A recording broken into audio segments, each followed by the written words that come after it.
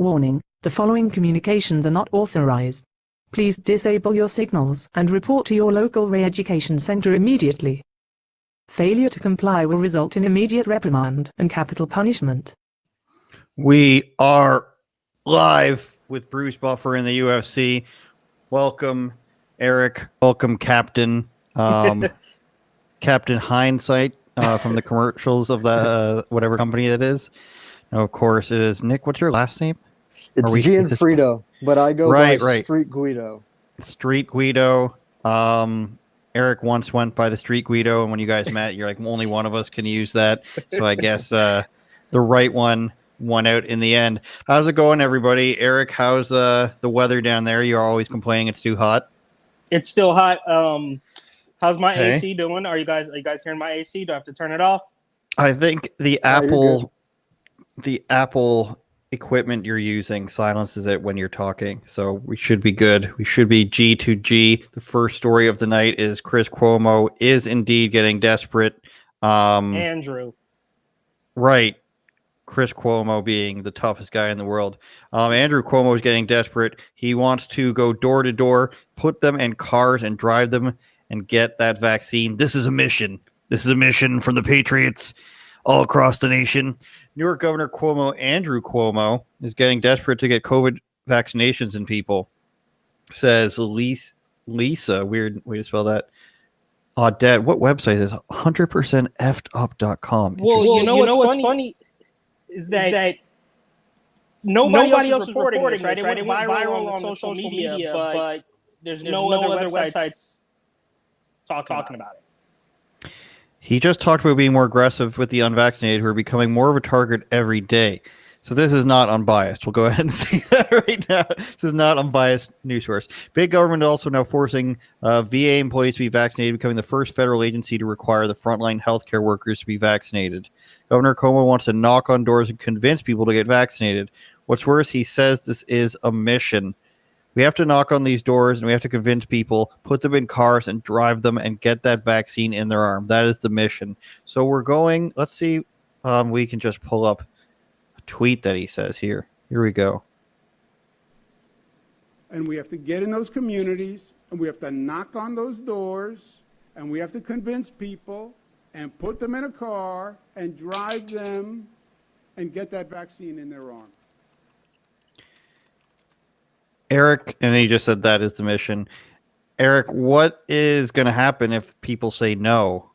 In New York, I don't know. That's a great question. But I think obviously this is, I'm definitely not going to defend Andrew Cuomo here, but it's hyperbole, right? Nobody's going to do that. And which communities is he talking about? Is he talking about the scary evangelical Christians that live all over New York? Or is he talking about the communities of color that have been skeptical of this thing from the very beginning? So which communities are you talking about, Andrew? I mean, what's really going on here? This is a mess. And of course, it makes it all worse that Newsom was doing his equivalent fear mongering out in California. I mean, I've said it 100 times on my Instagram that these guys have walked in lockstep from day one, from the first shutdown to the hospital ships, to the crooked mask deals. Does anybody remember that? When Gavin Newsom got caught making a mask deal with a Chinese,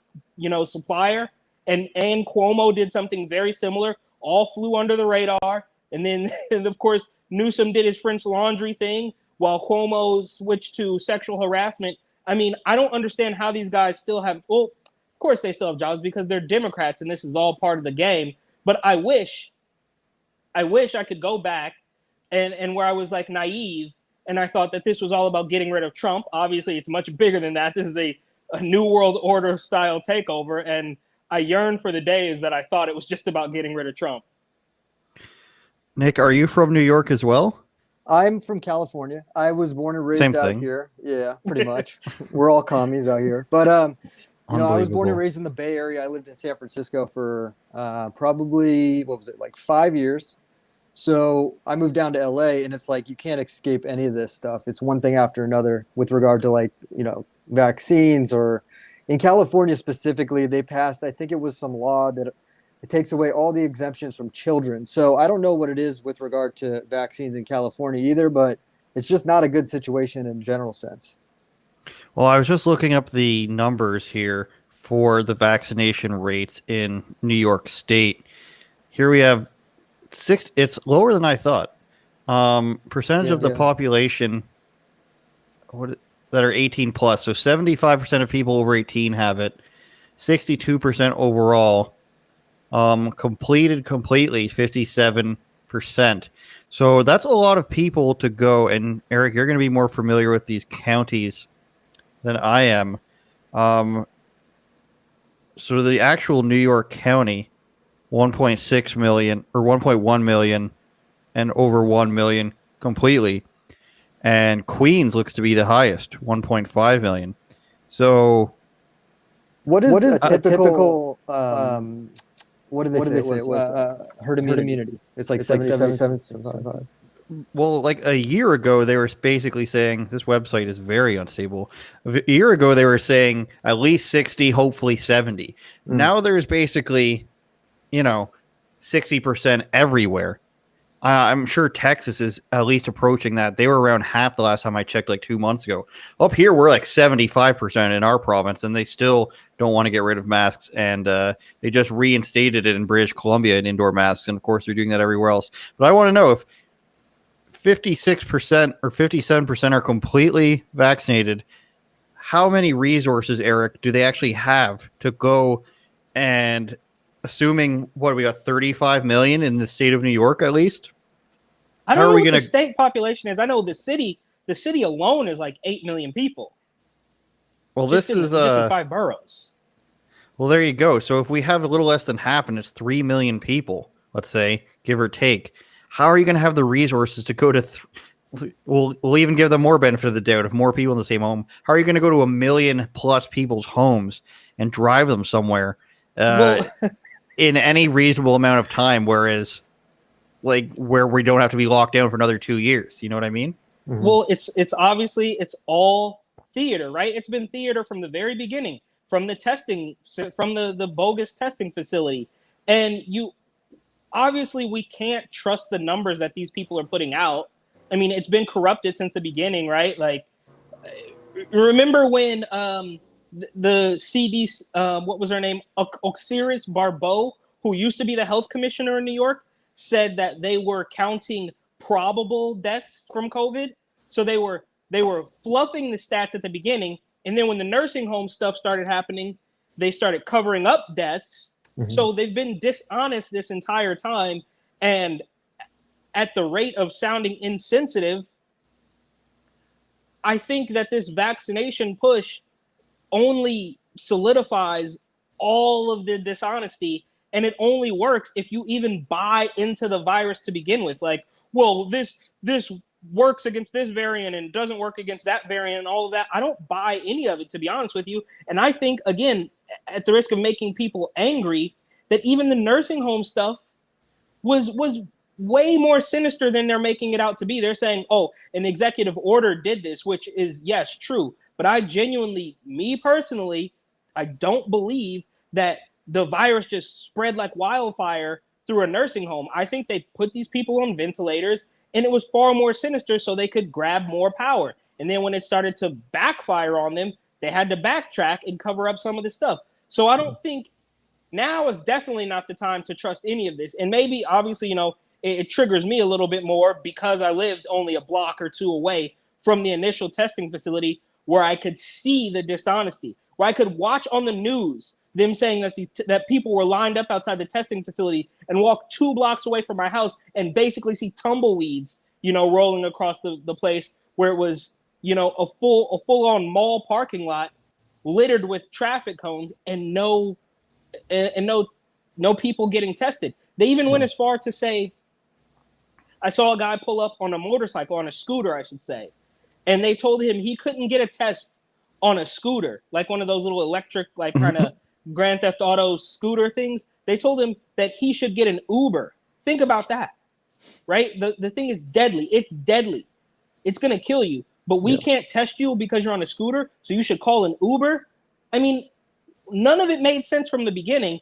and now they've completely lost all control. So I don't know where this ends.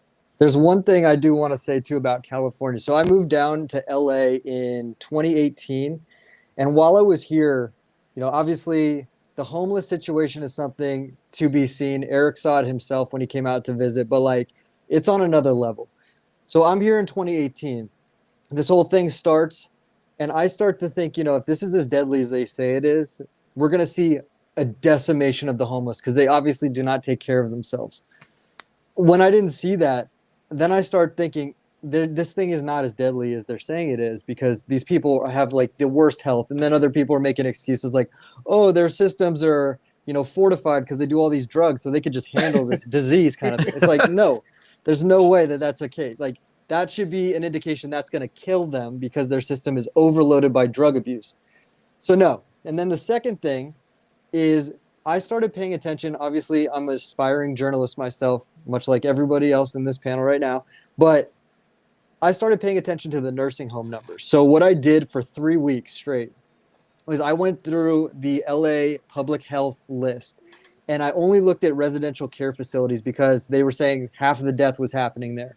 So I started tallying the sickness and the deaths for like probably the top 50, because obviously it's going to take way too long to do all of it. And I did that for 3 consecutive weeks as they released their numbers. From 1 week to the second week, the first week to the second week, the top 3 nursing homes that had the highest death total and sickness total, they disappeared the next week after that. And the same happened the week after that. And to me, that was saying they're either hiding something, they're moving numbers, because the next week the numbers were up. And I'm like, okay, none of this makes sense. So then I start looking into the nursing home facilities, and a lot of these places have awful reviews, like god awful reviews, like don't send your family members here, like they're gonna die kind of thing. And I'm like, okay. And then I start digging a little deeper, and I come to find out all about the payments from Medicare or whatever the government program is that pays out based on a positive COVID test, or if they have to get a ventilation. And it all starts to add up in a way where it's like, okay, this is a fear. This is major fear that they're pushing. It's obviously that I do think that, coronavirus is real. I don't believe to the extent that they're saying, based on the fear that they've been perpetuating for over, 500 days now, however many 15 days to slow the spread is gone.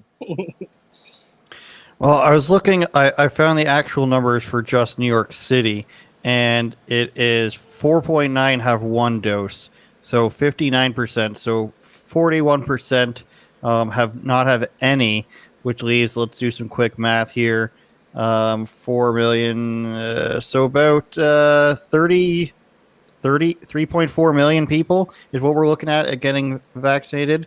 Eric, your air conditioning. Get central air, dog. Look man, I'm struggling out here. The old button. We're getting him to move. He's leaving. Yeah, he's moving he moves more than me, this guy. I used to move like every year. This is the first time in a few years where I haven't moved in like back-to-back years. But I do have to. I believe I do have to move at the at the end of this lease. So we're 3.4 million people getting vaccinated. I don't think it's going to happen. I think you're going to reach peak resistance no more than 80%. There seems to be at least 30%. I'm trying to be generous as always to not set myself up for failure and not overstate. But I don't think you can get higher than 80% compliance, and it seems to be stopping around 70 in most places, except for Ontario, where everybody's just in love with the government. It's funny how that works. Let's move on, I think, to Gavin Newsom. He is saying that unvaccinated people are like drunk drivers, apparently. Of course, he's right. You're right, Governor Newsom. That's no wonder you're staying in office.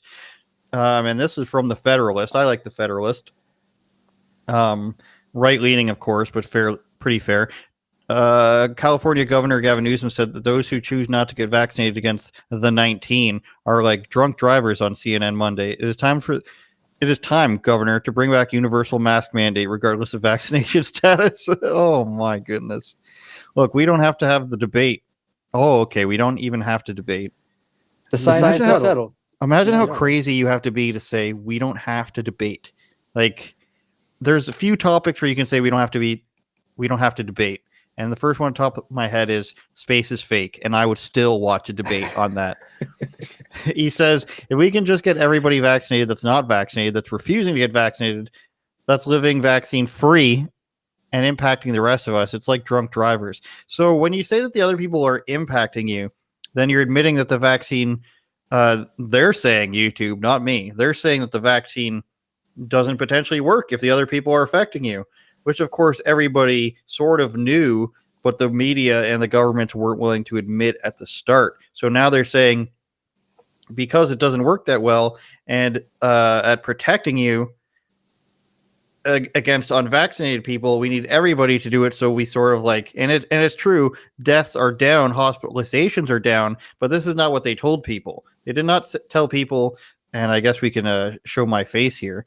They did not tell people, if you get the vaccine, you're still going to be at risk, and other people around you are still going to be putting you at risk. So try to encourage everybody else to get it for that reason. No, they said once you get the vaccine, the masks come off and your lives go back to normal. Joe Biden famously said, if you want to have a normal 4th of July, which was 15 days ago by my amazing math skills, then if you got vaccinated, you have a normal 4th of July. That's not happening. The CDC just said they want to put masks back on. California is doing it. Places in Canada are doing it. I'm sure Australia is doing it because they're doing it outside, not only inside, but outside with their little 5-kilometer radiuses. We can talk about that after if we want. But this just isn't what they promised. If they'd stuck to the legitimate science at the beginning, which said, this is a brand new vaccine, it's not FDA approved, which it tells you when you go get it, and which Jen Psaki lied about, misinformation from her part, as well as Biden, that it doesn't make you immune, and the FDA did not put it through their gold standard testing. If they're actually honest about that, then people would be more willing, I think, to get it. But when the government just pushes something for a year and a half and just says, get it or else you're a bad person and everything can go back to normal, then everything doesn't get back to normal. You all of a sudden have lost another layer of trust. It's like if somebody told you that you can get your driver's license in 8 months if you go to driving school as opposed to a year. I don't know what it is down there, you guys, but it's supposed to be a year before you get your learner's permit to driving by yourself. If you go to driving school, it's 8. You go to driving school and they're like, well, we don't really trust you. It's still going to be the other year. You're going to be like, what did I waste all my money for? What did I waste all my time bragging to my friends about? I know it's a bad example, but it's just about the government basically trying to get you to do something and promising you a timeline and then not following through with it. And on top of that, if everything's so much better with it and hospitalizations are down and deaths are down and it's so much safer, then what is the urgency here? If things are completely slowing down, then what is the urgency to pay everybody $100 like Joe Biden's doing? So now all the taxpayers' money are going towards this on top of the lotteries and stuff. I guess, Eric, the lotteries didn't work in all those different states. They tried it in one province in Canada, didn't hear much about it afterwards. But I guess all this stuff didn't work. So what does this say about the urgency of all of this, where we're telling people one thing and doing another, and it's still, the sky is falling? Well, I think it's just pure desperation. I think we all know that. And it's just a game of Simon Says, right? So clearly there's some sort of backdoor deal with the pharmaceutical industry, and they need to push these things off. That's why you have Trudeau saying, we made a $35 million deal to have vaccines until 2024 or whatever it is. It's like, dude, why don't you focus on this week? Why don't you focus on the problems you have right now? Can't do that. There's too many. Like there's so many problems in the United States right now with the border, with the economy, with inflation, with gas prices.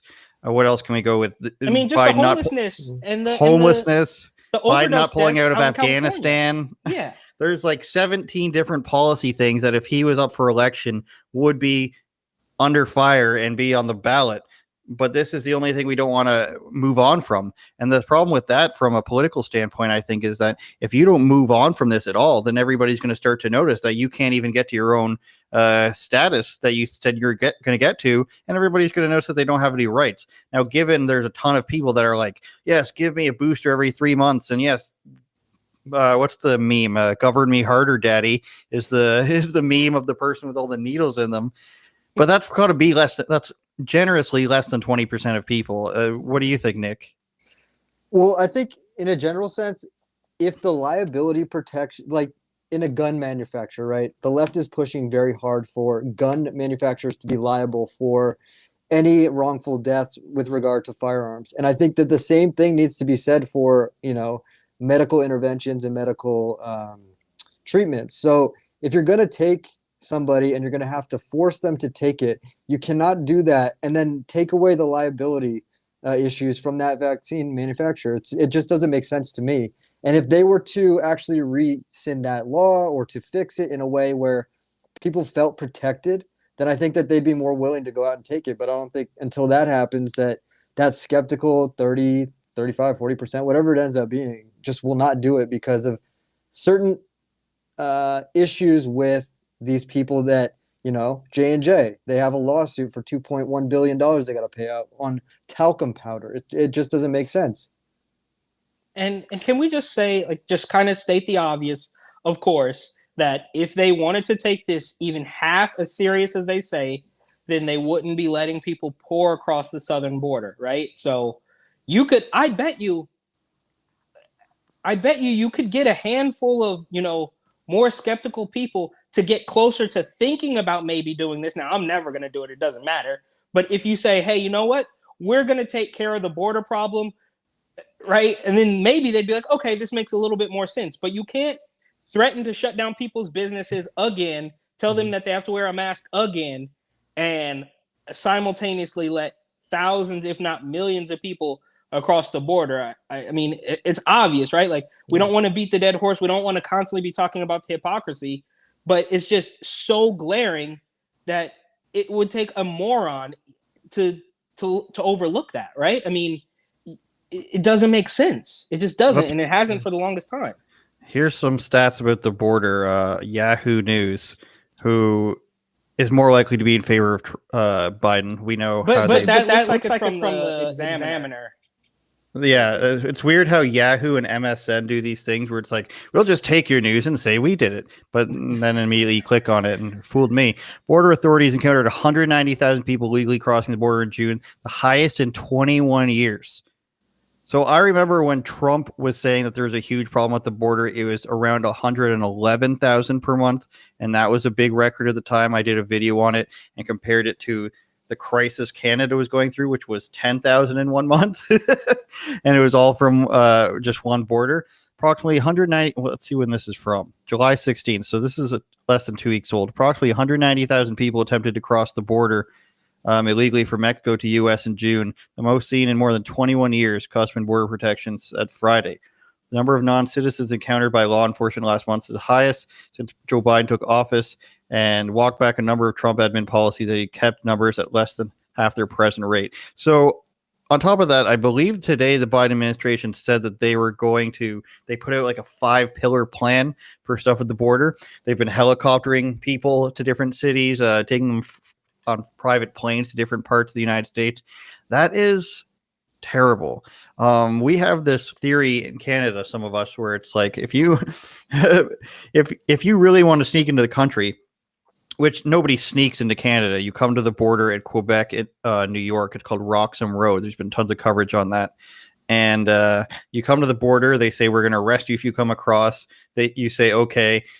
The police pick up your briefcases and carry them for you, and they put you in a nice hotel room and check to see if you have refugee status. Now, granted, a lot of them do get turned away, but they still treat you like gods, and you have a higher healthcare tier than the average citizen.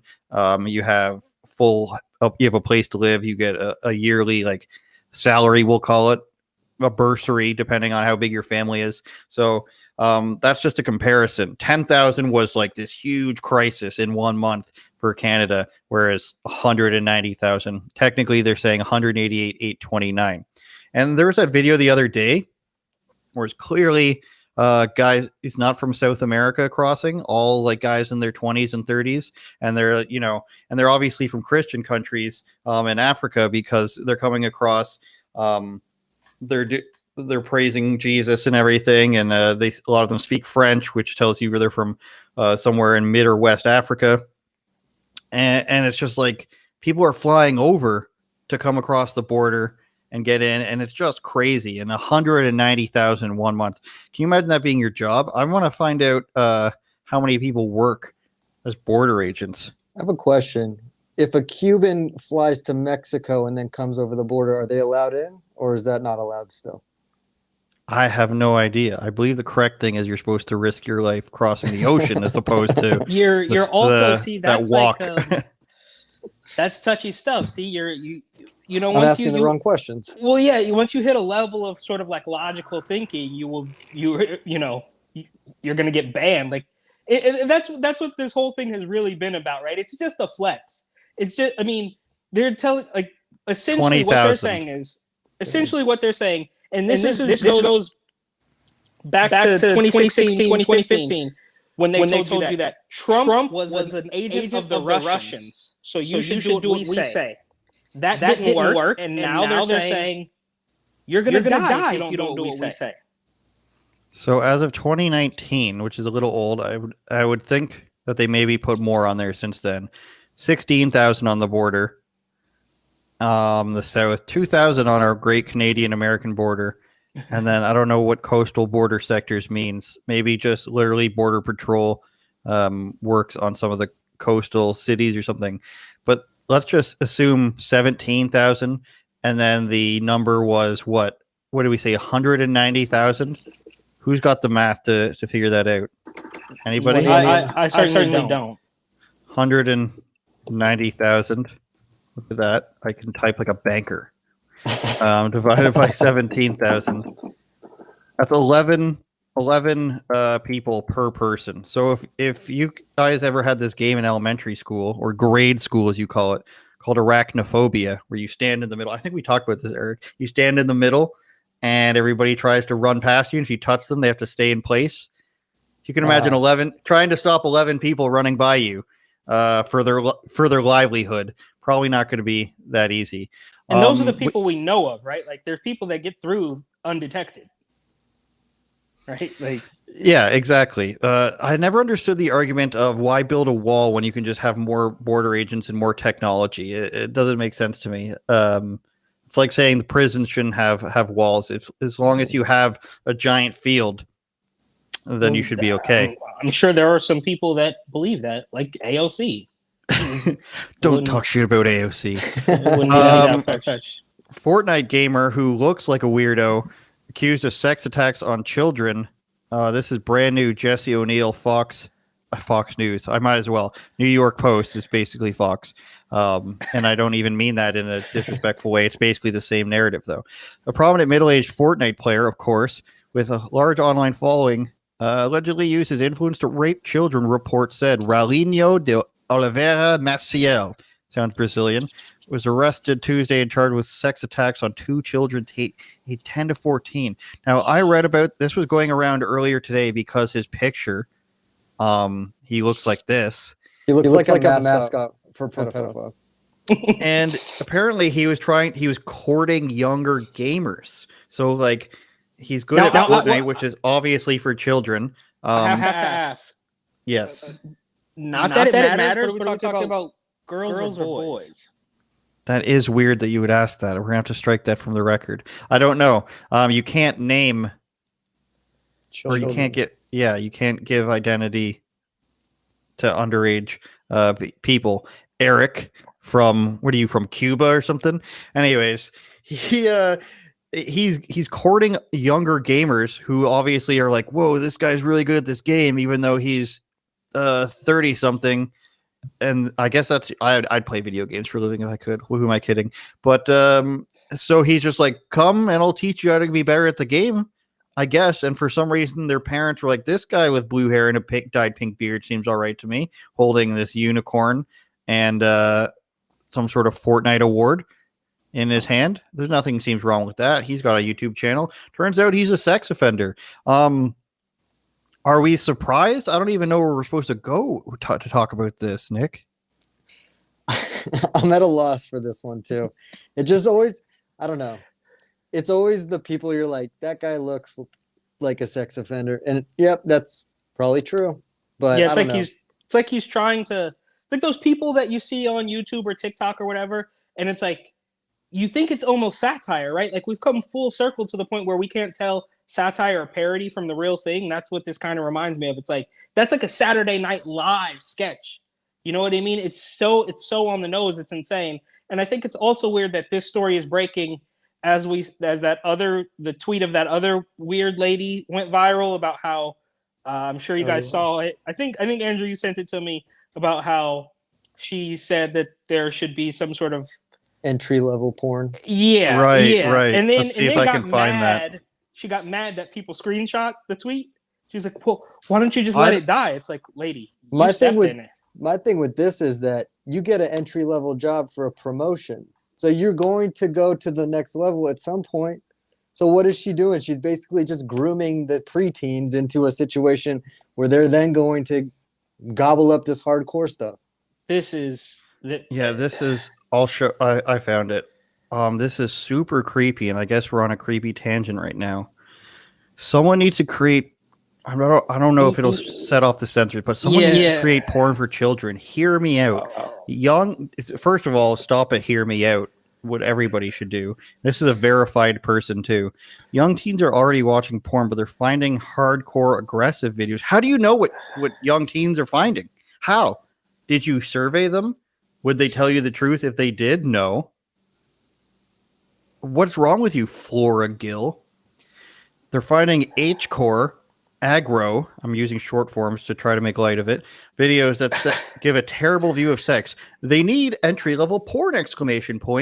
A softcore site where everyone asks for consent and no one gets choked, etc. So this woman's disturbing. We need to look at her emails immediately. Because imagine if when this gamer guy, imagine if when he started saying, "Hey kids, come over to my house. Your parents don't need to be there." Allegedly, I don't know if that happened. Somebody was like, "Hey, wait a minute. Let's have them supervised." Let's bring back To Catch a Predator. Remember that? It is coming back. I'm pretty sure. Oh, okay. Well, I made you some sweet tea. Sorry, I'm gonna get my bathing suit. I think you're twisting that with Herbert from Family Guy. Are you not? Okay, sorry, Mr. Herbert. Which is, I mean, fitting as well. Chris Hansen doesn't dress up as an old man. No, but that was what the voice of the young lady said. Remember, like, she would be like off on the other room where you couldn't see. So the guy strolls through with a pack of Zimas or whatever, Smirnoff Ices, and it's just the lady's voice from the other room, and then Hansen comes out. I mean, those were. And then you had the ones that would get caught twice.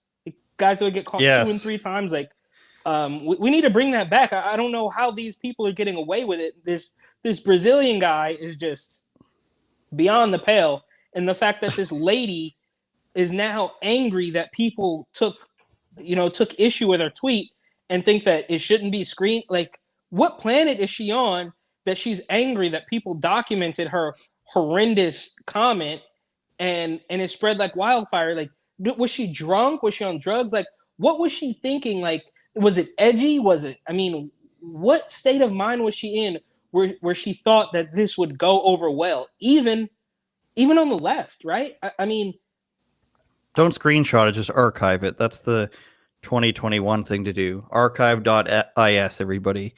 Don't worry. Cancel her 10 years from now, so we'll be good. Yeah, just wait.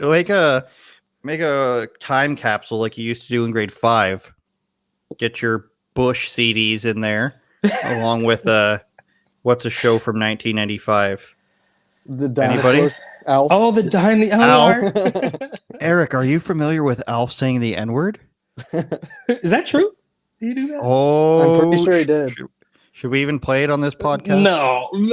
Okay. Well, this is for you to look up afterwards, but It seems like the cameras were still on when they were doing like sound check and stuff. So he just says the N-word like 5 times to like he's clearly just messing around.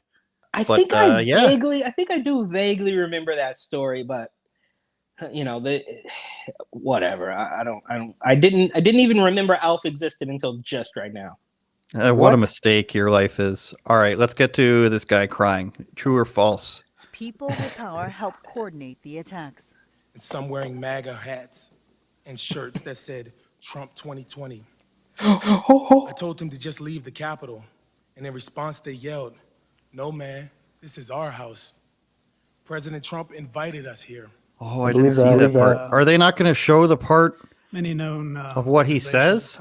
That's terrible. No. I didn't realize he said like almost the same thing as Jussie Smollett. Yeah. Through my online store alone, we've How about this commercial? This is the type of ads you get on YouTube. Yesterday, the House committee investigating the. I do my best to keep politics out of my job. Yeah, right. That's a lie. I responded. I'm sorry for showing the Well, I view, voted for everybody. Joe Biden. Does my vote not count? Am I nobody? Oh my goodness. All right, I'm gonna have to take 1,000 for things that didn't happen. Try to find it. Maybe this one. We'll try this one. Members of the select committee, and not as a representative of Oh my who God. died from injuries he sustained. Thank you. Wait, did he just use the death of the guy? Standing on the steps that led up to the Senate chamber. As the morning progressed, I did not see or hear anything that gave me cause for alarm. But around 10:56 a.m., I received a text message from a friend forwarding a screenshot of what appeared to be the potential plan of action, very different from a peaceful demonstration. So you knew about The it then. screenshot bore the caption, January 6th, Rally Point, Lincoln Park. And This said is the not objective good for their narrative. was the Capitol. It said, amongst other things, that Trump has given us marching orders and to keep your guns hidden. Yeah, but like It urged people to now you're just believing bring insane your people. trauma kits and gas mask to link up early in the day in 6 to 12-man teams. It indicated there would be time to arm up. Seeing that message caused me concern. To be sure, looking back now, it seemed to foreshadow what happened later. So then why didn't you guys do anything At the about time, it? though, we had not received any threat warnings from our chain of command. I had no independent reason to believe that violence was headed our way. Even though you got a text message. We're gonna pause that.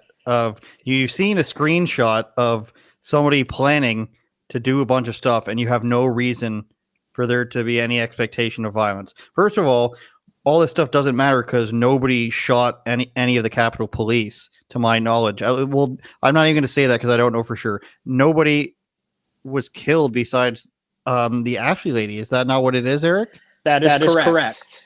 The other person, now other people are going to say somebody died, but they died from something. Brian Sicknick, but he died a couple days later of natural causes. Now I will admit that that's strange, but he wasn't killed in that commotion.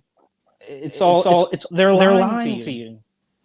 All right, let's go back to guy who's telling the truth. Progressed, and the crowd of protesters began to swell on the east side of the Capitol, many displaying Trump flags.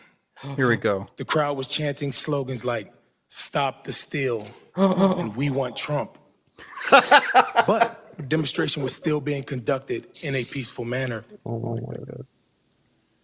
Early that afternoon, Capitol Police Dispatch advised all units over the radio that we had an active 10-100 at the Republican National Committee nearby. 10-100 is police code for a suspicious package such as a potential bomb. That radio dispatch got my attention, and I started to get more nervous and worried, especially because the crowds on the east front of the Capitol were continuing to grow. Around the same time, I started receiving reports on the radio about large crowd movements around the Capitol, coming from the direction of the ellipse to both the west and east fronts of the Capitol. Then I heard urgent radio calls for additional Get to officers the racist to respond to the west side, and an exclamation, a desperate voice that demonstrators on the west side had breached the fence. Or they walked in. Now it was obvious that there We was know a what direct threat happened, to the though. Capitol. Like, there's plenty of footage. I quickly put on a What's steel the point chest of this? plate, which weighs approximately 20 pounds, and carrying my Approximately import 20 rifle, sprinted pounds. around the north side of the Capitol to the West Terrace and the railing of the inaugural stage, where I had a broad view of what was going on. I was stunned by what I saw. In what seemed like a sea of people, Capitol police officers and Metropolitan police officers, MPD, were engaged in desperate hand-to-hand fighting with rioters across the West Lawn. Until then, I had never seen anyone physically assault Capitol Police or MPD, let alone witness mass assaults being perpetrated on law enforcement officers. I witnessed the rioters using all kinds of weapons against officers, including flagpoles, metal bike racks that they had torn apart, and But I'm this gonna is pause going it on there. too long. Because I want to make sure I mention for the censors out there that the people going in and storming in is clearly against the law. There's guys getting squished in between the doors. There is people punching. There's people busting windows. I don't approve of that. But my problem is, it's like to make as if that this was like World War III, you're defending against an invasion. It just simply isn't true. And I was in the military, and if something like this happened, yes, it would be messed up. Yes, it would be crazy, but this wouldn't be an event where it's traumatic. I know guys who were in explosions that got sent flying through the air from a lav, broke their back, rescued 2 people, and when he would tell the story, he was not as dramatic as this guy. And other guys who got shot at and had people die. They're not like, this just isn't like, I put on my plate, which was 20 pounds. Yeah. Steel plates are heavy, dude. Yeah. Like, this is not like I put on my steel plate. I put on my boot for an extra 3.2 ounces. And I know I'm sounding insensitive, but like the detail, considering it's happened 7 months ago now. And as if we don't have footage from all angles, that makes a lot of people look really bad. A lot of things look overblown and show both cops getting in fights, punching people in the face, and also cops being attacked, and also cops letting people in. All the stuff is out there for everyone to see, and no Republicans are allowed at these hearings at all. And we're just supposed to sit here and pretend like we don't actually know what happened there. And this guy is just giving the most dramatic reading. I know it sounds insensitive, you guys, but like, it's hard to sit through. I don't know how you guys feel about this. What's insensitive? Oh, sorry. You want to go? Well, no, I was just going to say that, of course, I think there were 2 Republicans there, right? Liz Cheney and Adam Kinzinger or whatever, who are complete phonies, right? If you want to talk about the 2-party system. But I will say, as having heard the speech in its entirety, you can't blame this on President Trump. I mean, people were angry before the speech, right? We have been watching them steal, our voices away since they started flooding the country with mail-in ballots. So this whole thing that, like, they're still so fixated on Donald Trump that this is Trump's fault, this is Trump's fault, this is Trump's fault. It's like, give it a rest, guys. Like, and to your point, all the info is available, but they don't want you to have all the info. They only want you to have a specific bit of info that makes the person thereafter look really bad. But I think, I hope, and I say this every week, that every single time they lie to people, it wakes up even if it's just one more person in the country, somebody comes around. I mean, I remember way back in the day when I was in California and I thought like, oh yeah, like black president, it's cool. And then you realize, your tax return shows up and he's like, oh, you owe me $1,000 because you didn't have health insurance or whatever. And you're like, whoa.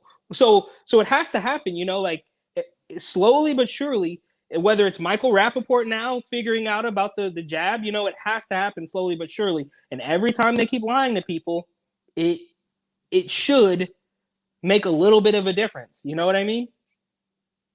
You do say this a lot, and it looks like we lost Nick for a second. We'll bring him back, but let's continue on with the story. Various kind of projectiles. Officers were being bloodied in the fighting.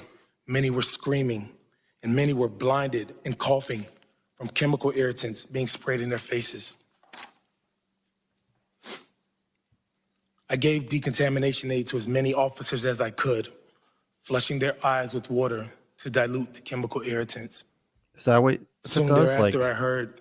And did you see the photo of him with Pelosi? Yes, I did. He is. Yeah. He said he's a Biden supporter, so maybe he's just a Biden fan. So who really knows? I'm just trying to get to. After returning outside to the west, to stand my ground there to prevent any rioters from heading down the stairs to the Lower West Terrace entrance, because that's where officers were getting decontamination aid and were particularly vulnerable. Yeah, this At the is top of the stairs, I confronted a group of painful. insurrectionists. We all saw the clip. Go down those steps. One of them shouted, "Keep moving, patriots." Another displayed what looked like a law enforcement badge and told me, "We're doing this for you."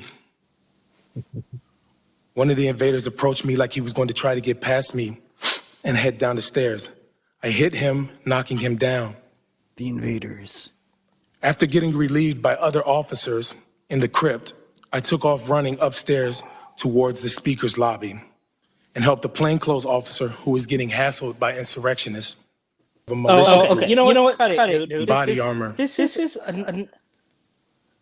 this propaganda is infuriating. Like listening to him, like you said, like this dramatic reading, and then as I kneeled down to tie my boots, one insurrectionist breathed a heavy sigh on the back. It's like, dude, shut up. We all saw the clip of him saying that the lady in a pink MAGA shirt called him the N-word. This only makes that look worse, in my humble opinion. Okay, but I found I'm like, okay, The streak ended on January 6th.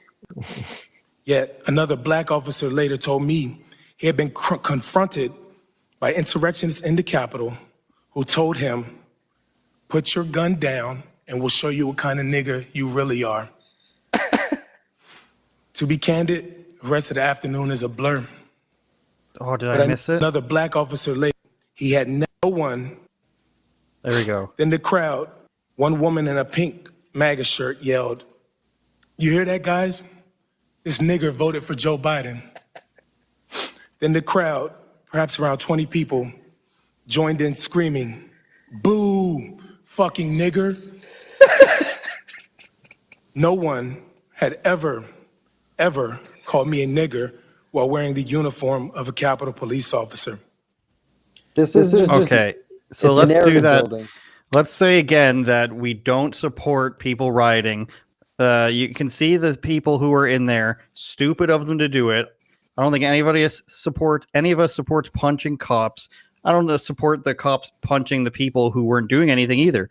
But the whole thing's a shit show. I don't want any of it to happen anywhere. But Eric, we're going to use so that your voice is not diminished. Okay.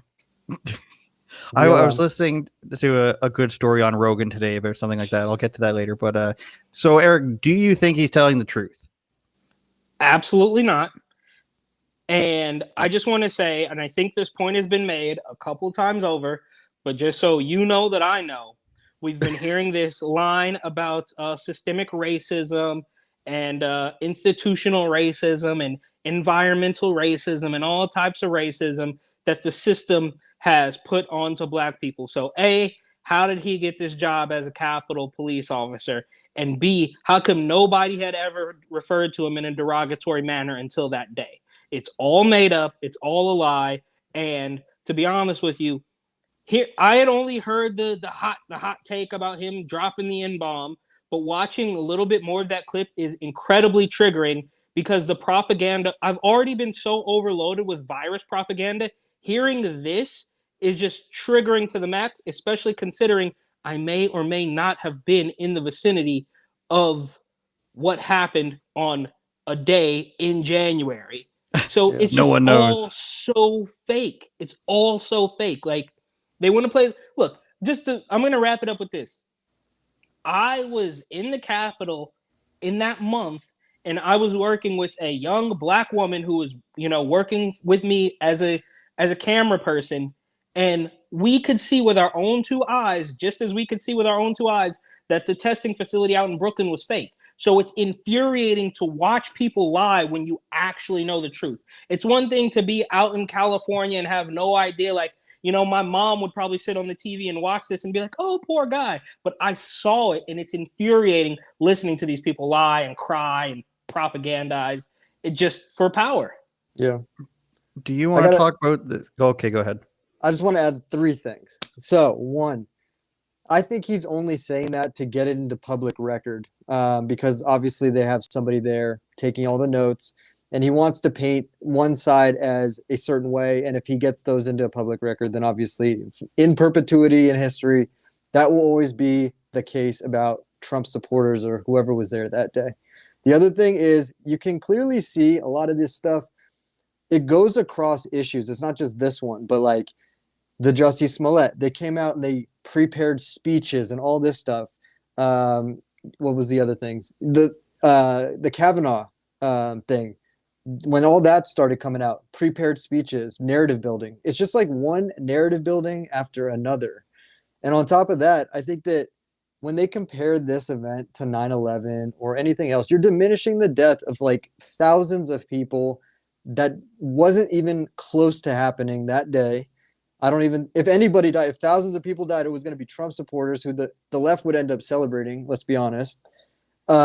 And on top of that, like, I don't know if we'll even talk about AOC, but Trump supporters and those people that they're trying to paint don't get off to violence. Antifa does. So, like, I don't know. Let's not forget that it's been proven that the FBI had their people in 3 of the major groups that were doing that. So for all we know, given the story that came out, in which state was that with the FBI plotting to kidnap somebody? Michigan.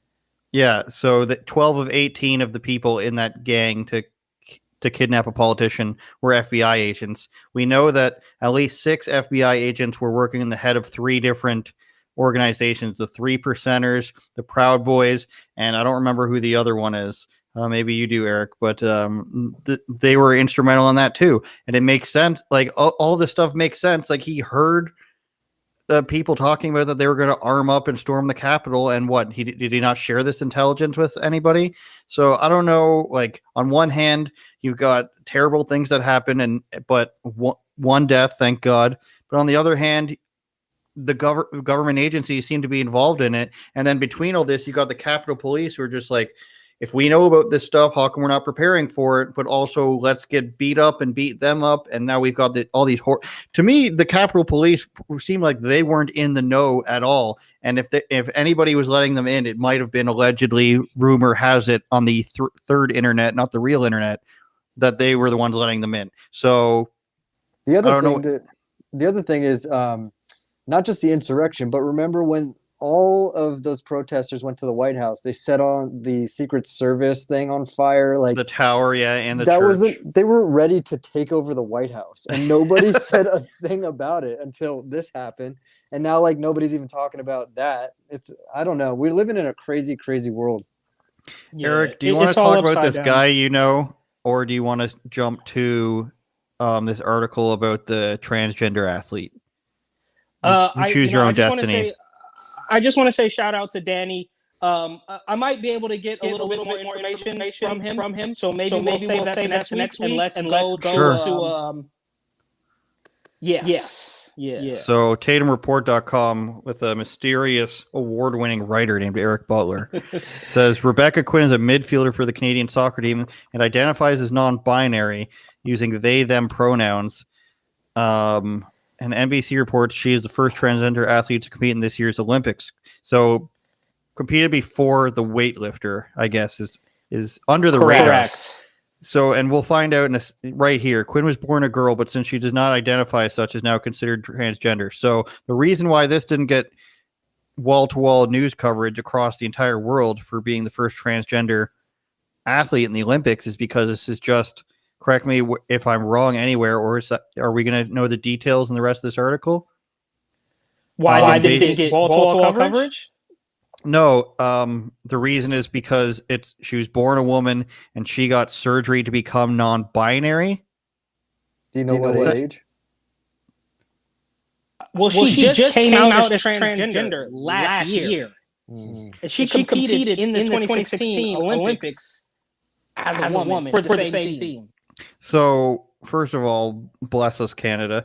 But the reason this wasn't huge news and wasn't touted around the world as being the first transgender to play in the Olympics is because it's a woman who got surgery performed on her to become non-binary somehow, whatever that means when you've actually not. So I guess just identifying as both, I believe got her breasts removed so that she can be non-binary. Again, I don't understand how that's transgender. So you're born a woman, you get a surgery, and you become transgender.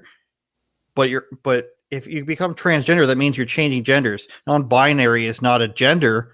I guess I'm trying to make sense of something that doesn't inherently make sense. But the point is if she was a woman who became a man and now playing against men, first of all, that'd be an incredible feat. That's never going to happen. That would be news coverage. Or if it was a man who became a woman and now they are playing in women's soccer, which would be an incredible advantage, that would have been news. But neither of those things happened. So really, it's just a girl who got surgery for some reason, is good at soccer, and identifies as non-binary. So I don't know what world we're in anymore, Eric, but I'm ready to go with space is fake at this point. So here's the thing that really got me is that, of course, it's confusing. It took me like 2 hours to even figure out what the hell was going on. I was like, oh, it's a dude playing as a girl. So I finally figured it out, right? But as I'm like trying to like learn things for this story, what got me, and this is, maybe I'm bearing the lead here, maybe this is a little bit different, is that she plays on the same professional soccer team as Megan Rapinoe. And when you go to their website, it is a women's soccer team. It is a professional women's team. And when you go to their website and you look at their roster, they've listed the pronouns of everybody on the team. Oh, we got to find this. Team. What's the team called? My question is... Go ahead. What's the breakdown? So, like, you have trans athletes, and I don't have a problem with trans athletes. My main issue is you're taking away female empowerment and female success, like born female, at the expense, at their own expense. Like, it doesn't make sense. If anything, create a whole new league or opportunity. More people will probably watch that than women's soccer. I think so too. But the other thing is what is the breakdown? What is it between I don't even know what to say. Trans men, trans female. How many switch over? I think the majority is trans female. Here's the weird thing about this is I know soccer very well. Angelina's most likely a Brazilian person. Brazilians go by one name. That's often a Brazilian sounding name. Catholic country, no way they're using she, her there. Sarah Buhati, I'm sure we can find out that she's got a middle, like, this is, I know, but like she, her for everybody. Amber Brooks, she, her. Does anybody have anything other than she, her, Eric? Did we check this out? Only one. Oh, we're going to find it, are we? This is suspenseful. You're going to find it. Buried all the way at the bottom somewhere? There it is. There she is. Quinn. Them. How come, like, some of them are going by only one name, which is weird, which is usually, like I said, what they do in Brazil, Portugal. Portuguese people have this thing, how like Japanese and Chinese names are in reverse. Brazilians go by one name a lot of the time when they have like 6 names because you can't fit it all. Like Nene. Nene Hilario, yeah, exactly. Yeah. Neymar, stuff like that. You see a Brazilian guy with one name, he's actually got 7, or they made up the name as a new short form. So yeah, Megan Rapinoe doesn't even have. She goes by she, her. So this is insanity. But they're probably the best what happened. Is that she wanted the attention, she wanted to be special, but she didn't actually want to try out for the men's team. That's all that happened. Right? You can't say that, Eric. She would have flourished in the MLS. She was like, well, it's like demisexual. It's like Cuomo's daughter coming out as demisexual, and she only wants to have sexual relationships with people who she's emotionally attached to, like 90% 9% of actual women, right? Like, it's a thing, it's a label, so you can feel cool, so you're not like just a normal person. Now, she went under the knife, which is crazy, and then took to Instagram to post a picture of it, and something is super creepy about that to me, but this is the world we live in now, and I've said this before, maybe I gotta find some new catchphrases or something, but you can't you love just... being a turtle? Well, I actually yeah, do Ninja really like Turtles reference. Sorry. You can't just you can't just eliminate reality, because that's how we get that's how we get the CDC being in charge and telling you to only walk backwards through your front door and spin in a circle and all these crazy things. It's because we've completely eliminated reality. So when the first person said, I identify as a woman, and everybody just bought it, the door is wide open for anything.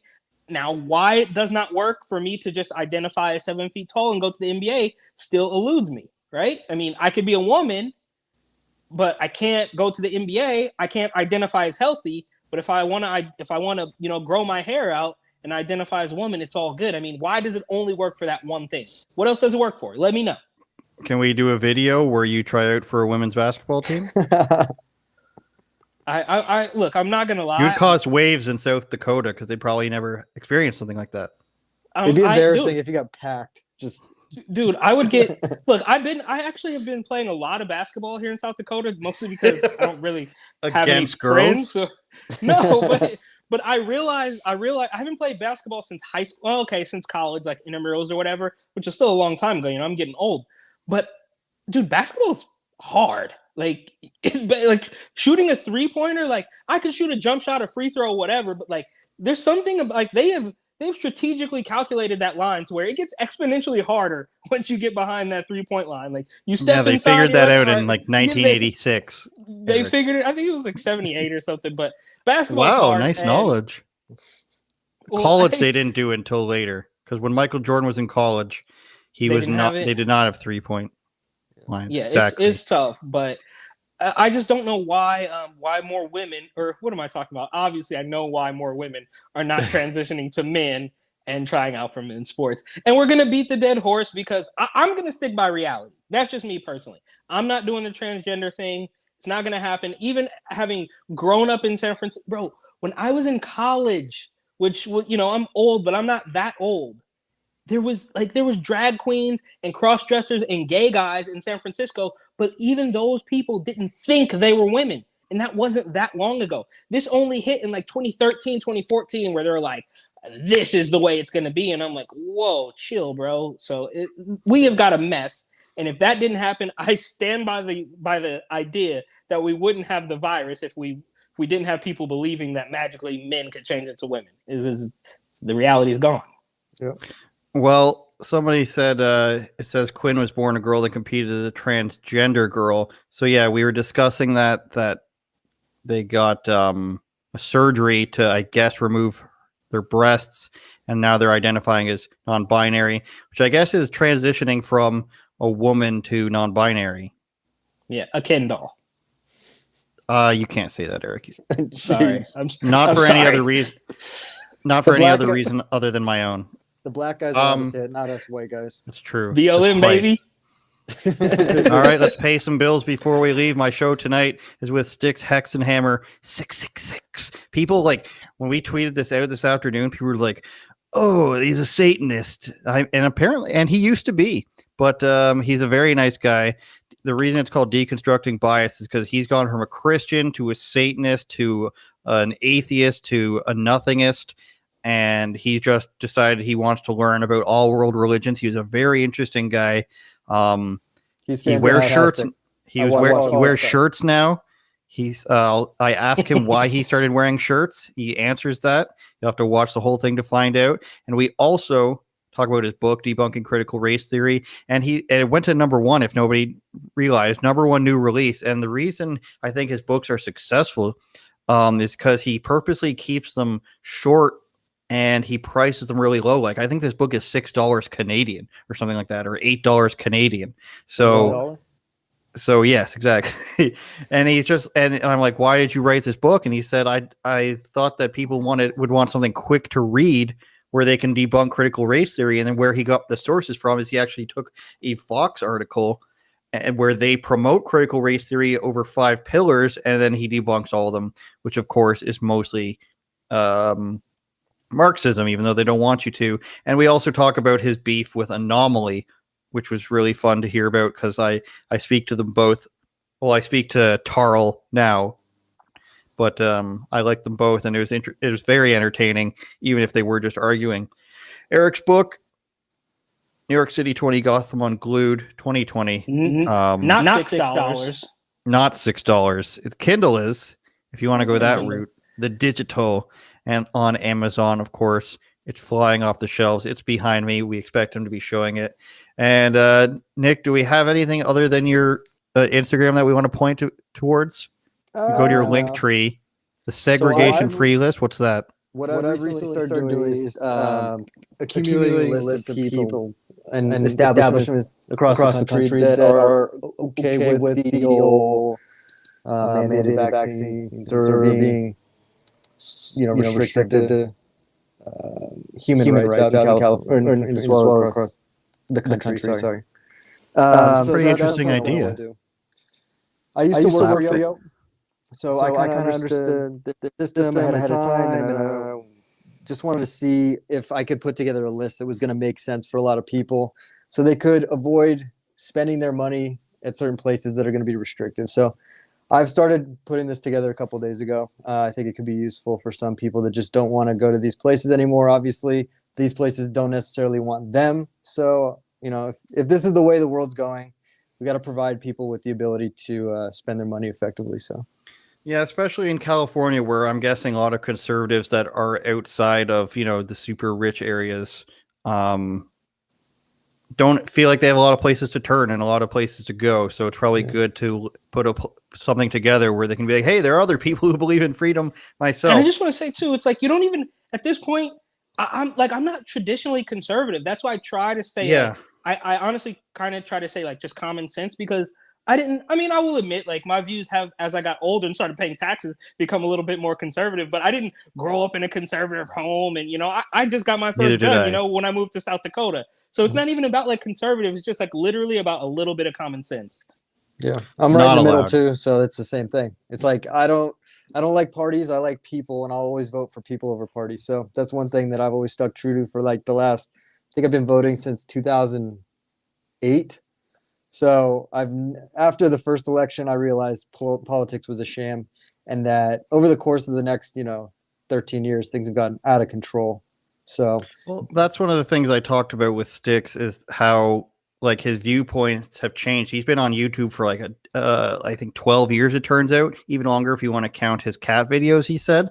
And he's gone through these religious changes and everything, and he says my views didn't change. The Overton window changed, and what the parties stand for changed. And I think that's what a lot of people a lot of people got into politics because of Trump and because of Clinton and such. And then they thought they knew, we're okay, I guess I'm a conservative or Republican or something like that now. And then all of a sudden Trump's out of office, or Trump's on his way out of office, and then all these conservatives and Republicans lock down and start taking away your freedoms, and you're okay, I believe the term is political refugee. So I could rant about that. Maybe go next week. Thanks, Nick, for joining us. Street Guido probably has access to some great food with that name. Thanks, Eric. Thanks, Eric, for the book. We'll put it on full screen before we get out of here. Wrong one. Take that, Eric. Or was it on purpose? You'll never know.